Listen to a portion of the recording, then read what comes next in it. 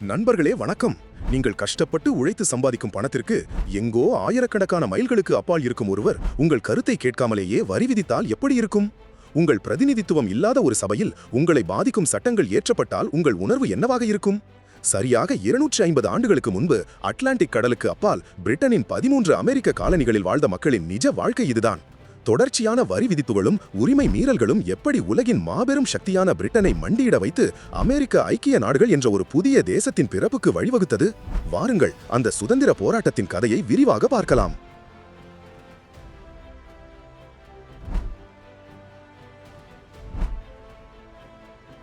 வரலாறு என்பது வெறும் வருடங்களையும் பெயர்களையும் நினைவில் கொள்வது மட்டுமல்ல, அது மனித உணர்வுகளின் கதை.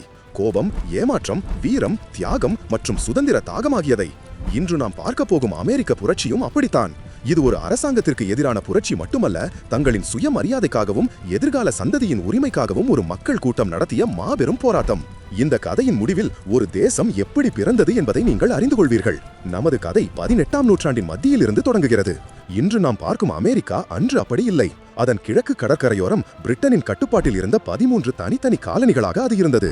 வெர்ஜீனியா, மாசச்சூசெட்ஸ், நியூயார்க் என ஒவ்வொரு காலனிக்கும் ஒரு தனி அடையாளம் இருந்தாலும் அங்கு வாழ்ந்த மக்கள் தங்களை பெருமை மிக்க பிரிட்டிஷ் குடிமகளாகவே கருதினார்கள்.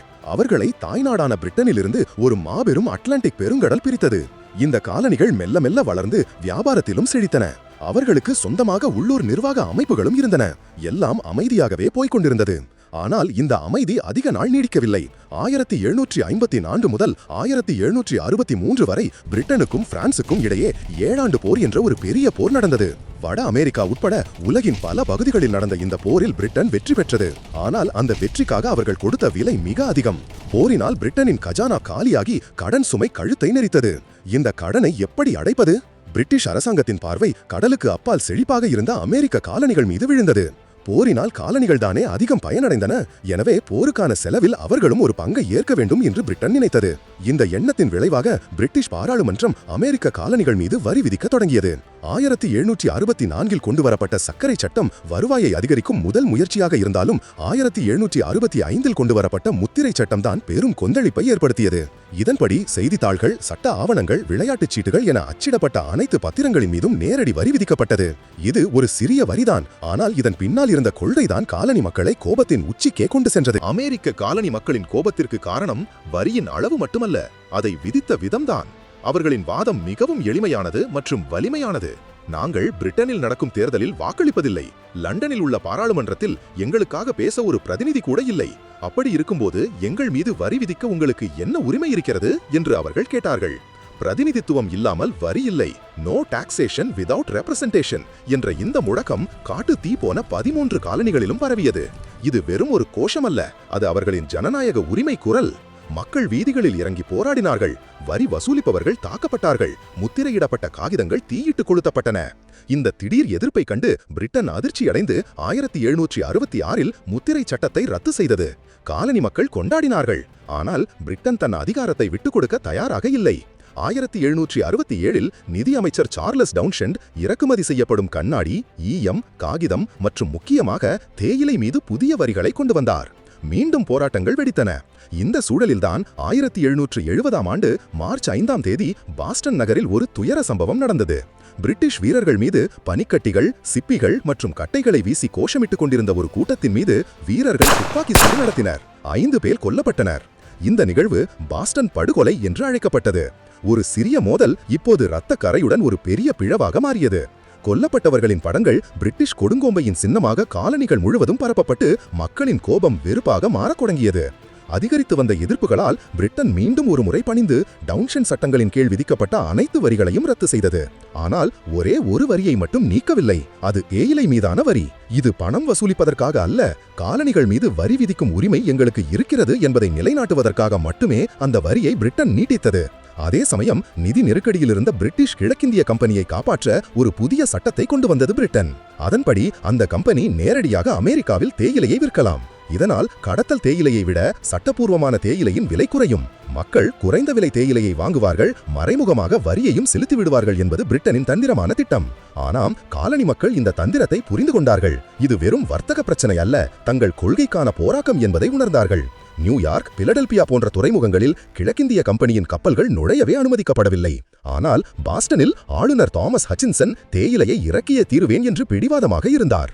டிசம்பர் 16, 1773 அந்த இரவு பாஸ்டன் துறைமுகத்தில் வரலாறு மாறியது. சன்ஸ் ஆஃப் லிபர்ட்டி என்ற ரகசிய அமைப்பை சேர்ந்த 100க்கும் மேற்பட்டோர் செவ்விந்தியர்களைப் போல வேடமிட்டு அமைதியாக துறைமுகத்தில் நின்றிருந்த 3 பிரிட்டிஷ் கப்பல்களில் ஏறினார்கள். அவர்கள் கப்பலில் இருந்த 342 தேயிலை பெட்டிகளையும் தூக்கி மௌனமாக கடலில் வீசினார்கள். தேயிலையை தவிர வேறு எதுவும் சேதப்படுத்தப்படவில்லை. இது பிரிட்டிஷ் சட்டத்திற்கு எதிரான ஒரு திட்டமிட்ட, கட்டுக்கோப்பான ஆனால் சக்தி வாய்ந்த எதிர்ப்பு. இந்த நிகழ்வுதான் பாஸ்டன் தேநீர் விருந்து என்று சரித்திரத்தில் இடம் பிடித்தது. இந்த செய்தி பிரிட்டனை அடைந்தபோது அரசர் 3ஆம் ஜார்ஜும் பாராளுமன்றமும் கடும் கோபம் கொண்டனர். கிளர்ச்சியாளர்களுக்கு ஒரு பாடம் கற்பிக்க வேண்டும் என்று முடிவு செய்தனர். இதன் விளைவாக 1774இல் சகிக்க முடியாத சட்டங்கள் என்று அழைக்கப்பட்ட மிக கடுமையான சட்டங்களை அவர்கள் பாஸ்டன் மீது திணித்தார்கள். பாஸ்டன் துறைமுகம் மூடப்பட்டது. மாசச்சூசெட்ஸ் காலனியின் சுய ஆட்சி உரிமை பறிக்கப்பட்டது. பிரிட்டன் பாஸ்டனை தண்டிப்பதன் மூலம் மற்ற காலனிகளை பயமுறுத்த நினைத்தது. ஆனால் நடந்தது நேர்மாறாக இருந்தது.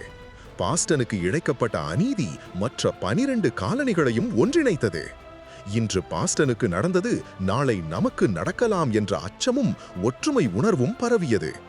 செப்டம்பர் 1774இல் 12 காலனிகளின் பிரதிநிதிகள் பிலடெல்பியாவில் கூடினர். இதுவே முதல் கண்ட மாநாடு, ஃபர்ஸ்ட் கான்டினென்டல் காங்கிரஸ் என்று அழைக்கப்பட்டது. அவர்கள் பிரிட்டிஷ் பொருட்களின் முழுமையான புறக்கணிப்புக்கு அழைப்பு விடுத்தனர்.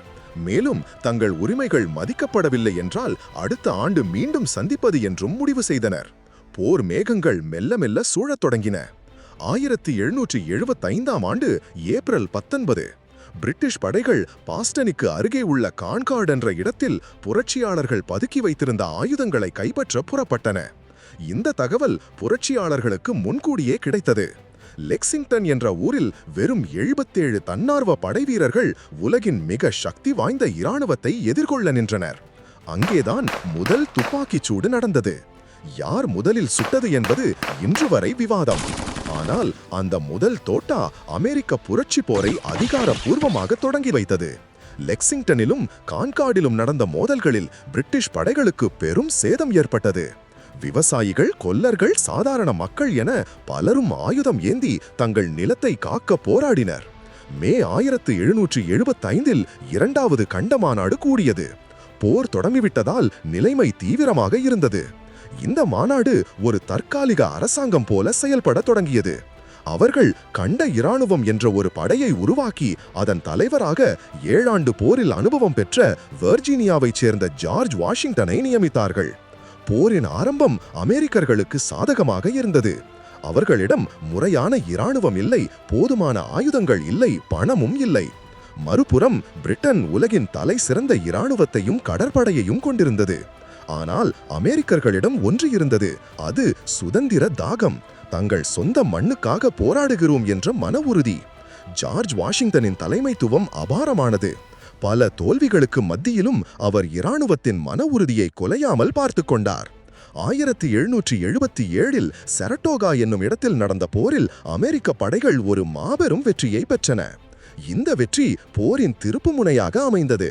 ஏனென்றால் இந்த வெற்றி பிரான்சை அமெரிக்காவுக்கு ஆதரவாக போரில் இறங்க வைத்தது.